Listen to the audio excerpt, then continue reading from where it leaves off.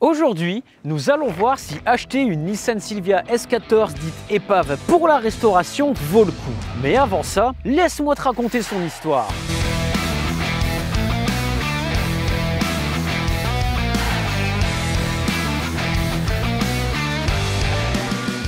La Nissan Silvia est sortie pour la toute première fois au Japon en 1975 sous l'appellation Datsun 180 SX. Et elle avait pour but de remplir la gamme des petits coupés sportifs propulsion de la marque. Équipée de base d'un petit 1,8 litre, cette Silvia se fera rapidement une réputation hors pair de par son agilité et ses performances très bonnes pour l'époque. S'ensuit toujours avec succès l'apparition de la Silvia S11 en 1979 puis S12 en 1984 pour enfin arriver à la mère de toutes choses, la sainte Silvia S13 200 SX. D'abord propulsée en 1,8 litre avec le légendaire CA18 DET, puis remplacée en fin de carrière par le 2 litres SR20 DET, cette Silvia est vite devenue une référence en termes de drift.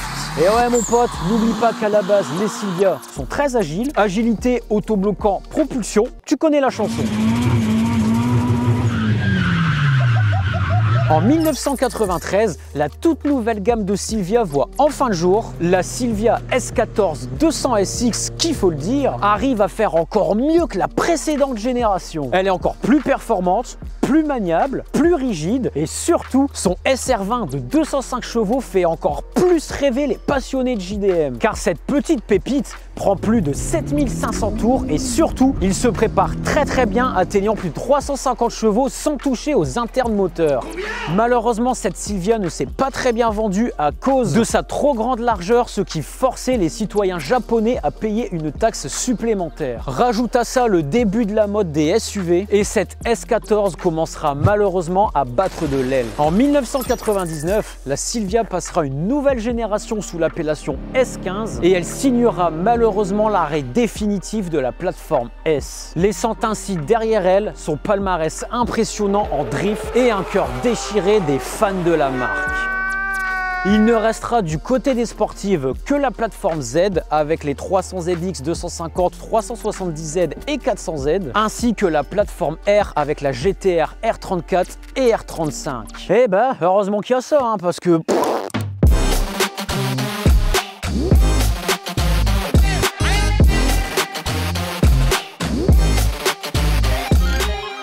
Et c'est avec plaisir les amis que nous accueillons encore une fois Maxime, le propriétaire de cette Silvia et Clio 2 RS aussi. Où est ta Clio? Pourquoi t'as acheté ça? Alors j'ai toujours la Clio. Et pourquoi j'ai acheté ça? J'en sais rien, j'ai pris n'importe quoi. J'ai eu que des tractions et là je me suis dit bah autant passer sur une Propu. Ouais mais quand on va sur une Propu on est d'accord que tu peux commencer par un petit 320D mazout, un truc tranquille, 150 bourrins. Ouais. Toi tu commences direct avec une Silvia. Au même prix moi je prends ça. Hein. Mon Dieu, mais c'est bien sûr. Alors au même prix, c'est pas tout à fait les mêmes prix. Enfin j'en sais rien, je sais pas combien il l'a touché. Elle a un peu mangé quand même ta caisse. Je sais pas ce que t'as foutu avec. C'est sûrement dû au prix. Tu l'as payé combien? J'ai payé 10 000. Ouais bon d'accord, ok, j'ai rien dit. Effectivement c'est le prix d'un 320D. Pourquoi tu l'as eu si peu cher? Parce que les cotes c'est combien de cotes comme ça à peu près? Quand je l'ai acheté il y a 4 mois, les cotes elles étaient autour de 17-20. Et là les cotes d'un coup elles sont montées à 25-28. En vrai, je suis un peu tombé dessus par hasard quand même la S14. À la base, j'avais pas du tout prévu d'acheter ça. À la base, si je voulais acheter ça, je me dirigeais plus vers une S13 parce que je voulais les pop-up. Et au final, je suis tombé sur celle-là qui était à un prix défiant toute concurrence. Je suis allé la voir, j'ai pesé fortement le pour et le contre. J'ai demandé à des potes carrossiers et au final, j'ai acheté. Pour l'instant, mes potes carrossiers ne parlent plus. Oh, comme c'est bizarre. Explique-nous son état alors. Pourquoi elle est dans un état comme ça? Bah alors à la base, le pare-choc il était pas comme ça. Ça s'appelle première fois que tu prends berline longue et première fois que tu conduis avec un volant à droite. Bon, le latéral, faut pas le montrer, ça c'est pareil, j'ai frotté, mais c'est en glissant sur du verglas. Moi je me suis dit, tu sais, faut tout de suite apprendre. Donc j'avais la voiture, il y a neigé, j'ai sorti la voiture. Et tu l'as tué. Économiquement non réparable, qu'il a dit l'expert. Bon bah alors du coup, vas-y, présente-nous ta voiture. Alors c'est une S14, est-ce qu'elle a des subtilités? Allez, nous t'écoutons. Alors du coup, c'est une Nissan Silvia 200 SX S14 A.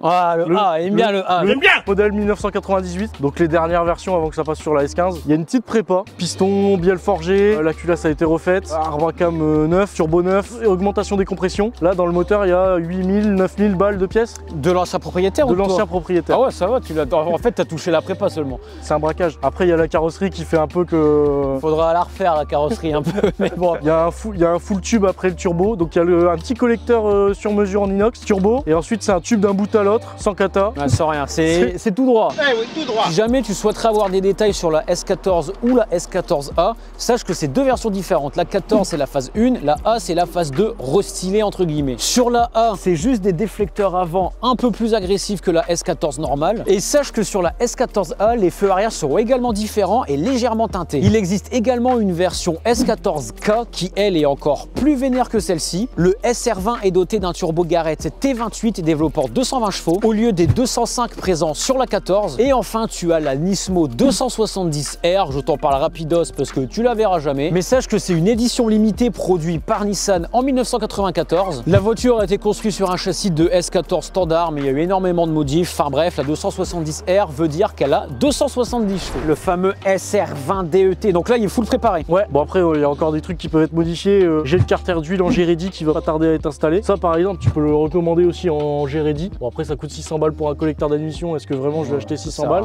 Moi, je préfère les ITB en plus. Oh là là, ITB. fait chier avec ses JTB, lui. Commence à nous faire chier. Hein. Là, j'ai installé un radiateur gros volume qui avait pas d'origine et j'ai mis un double spal. Mais sinon, non, il y a plus grand chose à faire, on va dire. Moi, ce que je voudrais, c'est entre 280 et 320 chevaux. Malgré qu'elle soit tout forgée, elle est en calculateur d'origine. Et là, j'ai reçu hier un Apexi Power FC que je vais pas tarder à monter pour avoir un peu plus de patates. Avec le Apexi, je pense que tu peux monter à... Ouais, je vais pouvoir mettre la puissance que je voulais. Et du coup, pour suivre avec toute la petite prépa, châssis et tout ça... Et esthétique. Esthétique. Quelle indignité. Et faire une vraie pistarde. À l'intérieur, bon bah pour l'instant tout est vidé, mais il n'y a rien de propre. Dès que j'aurai un peu plus de finance, on va dire, à l'intérieur ce sera refait. Il y aura un demi-arceau et 2 barquets qui vont y aller pour que ça fasse un truc un peu plus sympa et qu'on soit bien maintenu quoi. D'accord, et elle fait combien en poids alors? Là en poids, elle fait 1150. Ah quand même. Bon, prépa esthétique, je te dis rien, mais est-ce que tu prévois par la suite une prépa esthétique? Faudra changer la couleur déjà. Noir c'est pas... Et tu vois, c'est trop discret. Moi je pensais à un violet ou un bleu Nismo. Ah ouais, carrément, toi rose, pourquoi pas rose aussi, c'est bien rose.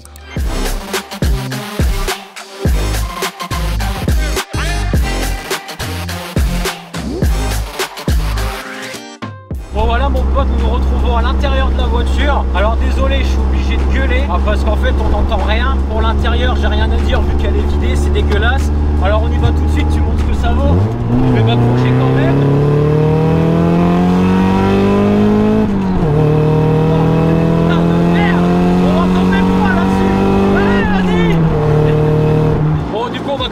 D'être raisonnable et d'être un petit peu intéressant. Est-ce que c'est fiable ce truc quand même? Bon après tu me diras, quand tu achètes une Silvia S14 préparée, la fiabilité je pense que tu t'en branles un peu. C'est pas le truc principal que tu recherches. Voilà c'est ça. Ça fait 4 minutes 12, on est parti. J'ai déjà mal à la tête, je te jure. C'est peut-être parce qu'il y a un tube, genre il y a le collecteur spaghetti, il y a le turbo et il y a un tube de 76. C'est peut-être pour ça. Ouais, c'est pas faux.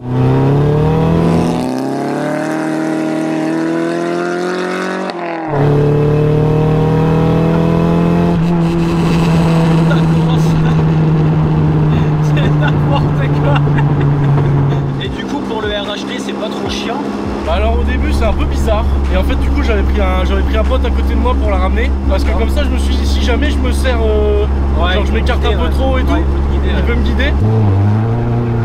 Je m'en doutais putain, je m'en doutais. Est-ce que tu as des projets futurs pour cette caisse? Ouais, bah du coup là vu que le moteur il est forgé, qu'il y a un peu tout qui suit parce que le châssis est amélioré aussi, il y a les combinés et tout, il manque juste la carto et faire un petit missile pour le NURB. Un missile drift ou grip. Mais c'est une drifteuse. Ouais, c'est ça qui est drôle hein. Bizarre. Mais tu consommes combien avec ça? Est-ce que tu as quand même un défaut à reprocher à la voiture? Bon, un défaut pas en l'état, parce que là, bon, il y a des défauts partout. Mais je veux dire un défaut quand c'est d'origine. Ça rouille. Et à part la rouille, est-ce que tu as quelque chose d'autre à reprocher? En vrai, à part la rouille, non.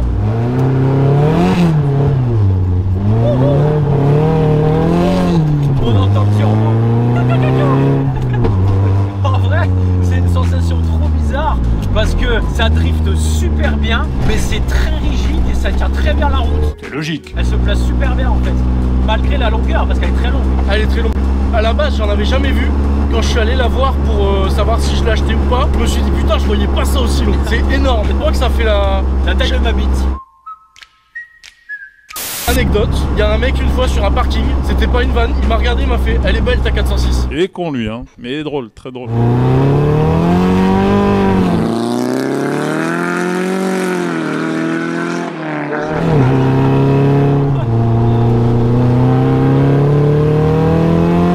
Ça tient la route quand même, hein. Ah ouais, ça freine. Ouais, en fait ça freine bien mais pas bien. Le feeling à la pédale est très bizarre. Vieille voiture quoi. Ouais bah ouais.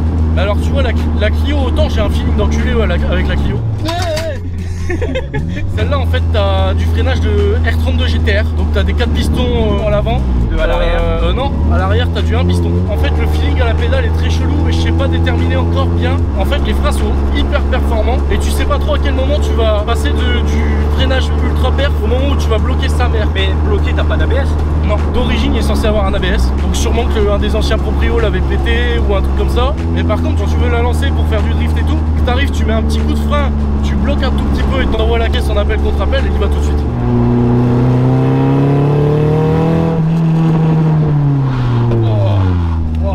Ouais, ça freine quand même quand tu sais la doser, ça freine. Ouais. On entend rien dans la pièce.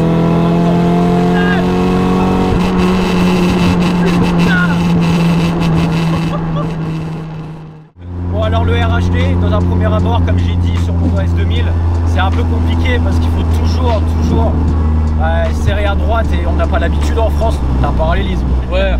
Putain de parole à part. Après faut tout régler. Hein. Ouais, ça doit être ça. C'est vrai qu'au premier abord, faut vraiment faire attention à vraiment se caler. Comme là, en fait, je suis concentré que sur ça. Ça fait un peu bizarre, mais bon, il faut combien de temps pour s'adapter? À peu près 30 minutes, 1 heure. Moyenne 1h30, 2 heures. Ouais. Pour l'instant, ça se conduit bien. La direction est précise, tu vois, ça va. Il n'y a pas plus précis que ça. Ça se conduit facilement quand même, mine de rien. Ah ouais. Ça se conduit bien. En conduisant normal, ça se conduit comme toutes les caisses, plus ou moins.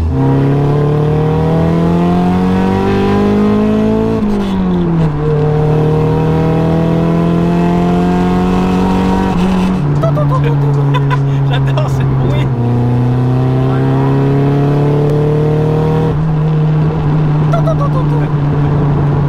Regarde les pompons. Ouais. Hein. Bon, depuis tout à l'heure, je suis en train de branler la pédale aussi. Hein. Quelle indignité. Je pensais qu'il y avait une voiture derrière, mais c'est le béquet pour moi. Encore merci à toi de m'avoir fait découvrir ça. Et est-ce que tu m'autorises une dernière accélération pour les abonnés? Vas-y. Les potos, je fais ça pour vous. J'espère que cette vidéo vous a plu. Si c'est le cas, comme d'habitude, pouce bleu, petit abonnement. C'était MF Cars. Et moi, je te dis...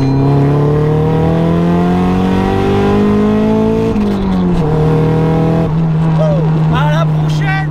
Alors mon pote, que penses-tu de cette Nissan Silvia? Je te laisse le soin de répondre en commentaire. Quant à moi, je te donne rendez-vous pour l'épisode 2 à la fin de cette restauration où nous verrons combien ça a coûté, est-ce que ça vaut vraiment le coup, et surtout, nous verrons tous ensemble l'avant-après qui risque d'être très intéressant. Pour info, la Silvia est partie en carrosserie pendant 2 mois. Elle va également recevoir une nouvelle peinture et surtout, la prépa est enfin terminée avec un turbo qui souffle bien. Sur ce, moi je te laisse là et je te donne rendez-vous pour l'épisode 2.